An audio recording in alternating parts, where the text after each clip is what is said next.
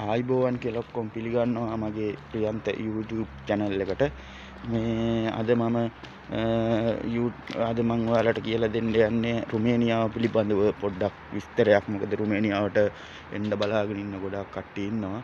ඒගොල්ලන්ට මම දැන් අද වැඩ කරන තැනට අපි ඉන්න තැන ඉඳලා අපේ පාමන්ට්ටකින් යනවා. දැන් මම මේ යන්නේ මේ තව මල්ලි කෙනෙක් ඉන්නවා මයිත් එක්ක. එයා තාම මේ ලෑස්ති වෙනවා එන්න.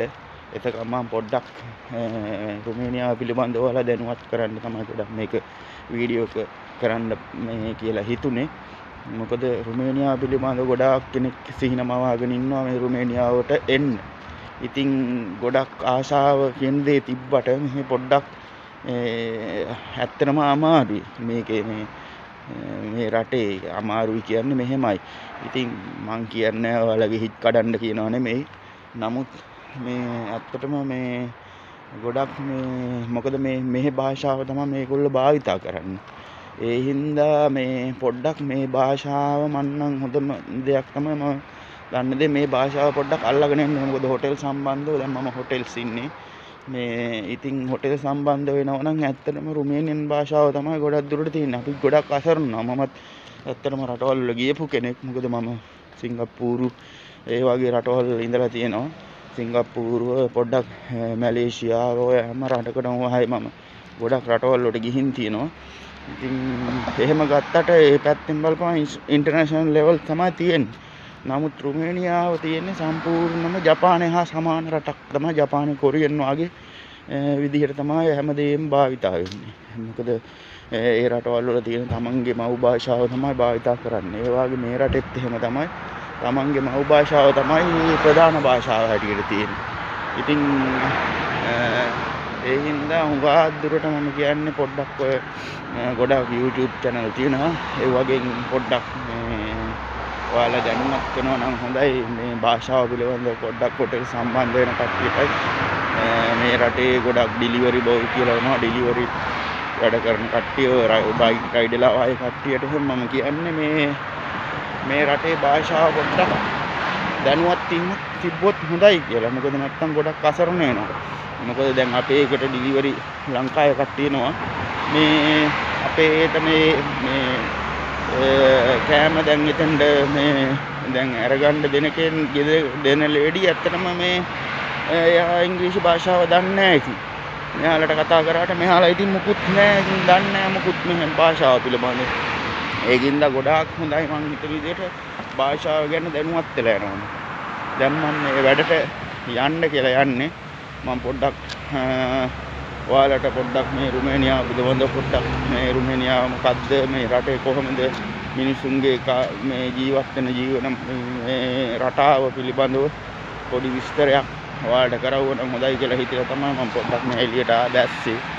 මොකද මෙහි යන විදිහක් තියෙනවා මේ රටේ. ඉතින් මේ පිළිබඳව ඔයාලා දැනුවත් වෙනවා නම් ඇත්තටම හොඳයි. ඒකින් තමයි පොඩ්ඩක් පොඩි වීඩියෝ එකක් කරන්න කියලා හිතුවා. මේ ඔයාලගේ දැන ගැනීම පිණිස. මොකද මේ ඇත්තටම මේ ඔයාලා දැනගන්න ඕන මේ රටේ එනවා නම් මේ රටේ කොහොමද යන මේ මිනිස්සු කරන වැඩ, කොහොමද මිනිස්සු මේ රටේ ජීවත් වෙන විදිය අනම්මනම් ඒව හැමදේම දැනගත්තා නම් හොඳයි කියලා හිතුණා මට. ඉතින් ඒ හින්දා තමයි මම මේ වීඩියෝ channel එකක් හදලා මගේම කියලා channel එකක් හදලා මම මේ පොඩ්ඩක් පටන් ගත්තා. මොකද ගොඩක් මේ එන්න දඟලනවා ආසාව තිබ්බට මේ රටේ වින්ටර් එක පටන් ගත්තම ටිකක් අමාරුයි. ඇත්තටම ඔය බයික් රයිඩර්ලාට එහෙම ඇත්තටම ගොඩක් අමාරුයි. අර අනිත් එක ගොඩක් නොදන්න ඒජන්සි සම්බන්ධව මම පොඩ්ඩක් දැනුවත් කිරීමක් කරන්න ඕන. ගොඩක් මිනිස්සු අසරණ වෙනවා මේ මුදල් බැඳලා. මුදල් බඳිනවා මෙහෙම මේ බොරුවට. ඇත්තටම සමහර ගොඩක් අසරණ වෙලා ඇවිල්ලා ඉන්නේ. ඔය කපල්ස් එහෙම ගොඩක් ඉන්නවා මේ රටේ අසරණ වෙලා. මොකද ඒගොල්ලන්ට මුකුත් කරගන්න විදිහක් නැතුව ජොබ් වලට හරියට පඩියක් ගෙවන්නේ. ගොඩක් ජොබ් වලට ඇප්ලයි කරලා ඒගොල්ලෝ ජොබ් වලට ගන්න. ඔයාගේ ගොඩක් දේවල් තියෙනවා. මම ඉදිරියේදී ඒවා දැනුවත් කරන්න. මමත් පොඩ්ඩක් පුළුවන් හැටියට උදව්වක් දෙන්න බලන්නම් ඔයාලට මේ රටට එන්න පුළුවන් මට පුළුවන් විදිහට මම උදව්වක් කරන්නම්. එහෙනම් මම දැනට මේ වීඩියෝ එකෙන් නවතිනවා. මම ඉදිරියේදී කරන වීඩියෝ ටික මම ඉදිරියට කරනවා වීඩියෝ ටික. ඒවා මම දාන්නම් ඔයාලට. මොකද අවුරුදු ගණන් ඇත්තටම බලාගෙන ඉන්නවා කට්ට කාගෙන මේ රටට එන්න. එනවා නම් පොඩ්ඩක් ඒවා පිළිබඳව දැනුවත් වීමක් වෙන්න ඕන කියන එක තමයි මම හැම වෙලාවෙම කියන්නේ. මේ රට පිළිබඳවයි මේ රටේ භාෂාව පිළිබඳවයි ඇත්තටම දැනීමක් තියෙන්න ඕනේ. නැතිව නම් ගොඩක් දුරට ඉංග්‍රීසි දන්නවා කියලා නම් ඇවිල්ලා ඇති වැඩක් නැහැ.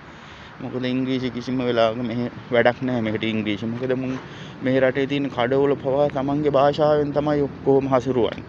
භාෂාව තමයි එක දීලා තියෙන්නේ. හේමත් කෙනෙක් තමයි ඉංග්‍රීසි ටිකක් දන්නේ. ගොඩක් දුරට ඉංග්‍රීසි ඇත්තටම දන්නේ නැහැ මේගොල්ලෝ. මේගොල්ලෝ ඒ ඉංග්‍රීසි භාවිතා කරන්නේ නැහැ. එහෙනම් යාළුවෝ ඔක්කොටම මේක වැදගත් වෙයි කියලා හිතනවා නම් මගේ වීඩියෝ එක සබ්ස්ක්‍රයිබ් කරන්න. මම ඉදිරියේදී ගොඩක් වීඩියෝ දානවා. මොකද ඉස්සරහට මම මේ රටේ තාම ඉන්නවා. ඒ ඉන්න කාලය තුලදී මම දැන් කිචන් එකේ වැඩ කරන සම්බන්ධවත් වීඩියෝ දානවා. මොකද කිචන් එක සම්බන්ධව පොඩ්ඩක් දැනීමක් ලබා ගන්න කට්ටියට ලැබෙයි කියලා හිතලා මම ඒ වීඩියෝ කුත් ඉදිරියට දානවා. වීඩියෝ දානවා ගොඩක්. ඒ හින්දා මාව follow කරලා තියාගන්න. මාව සබ්ස්ක්‍රයිබ් කරලා තියාගන්න. ඉදිරියේ කරන වීඩියෝ ඔයාලට වැදගත් වෙයි කියලා මම හිතනවා. එහෙනම් සියලු දෙනාටම හොඳ දවසක් වෙන්න කියලා ප්‍රාර්ථනා කරනවා. එහෙනම් මම මෙතනින් අතර වෙනවා.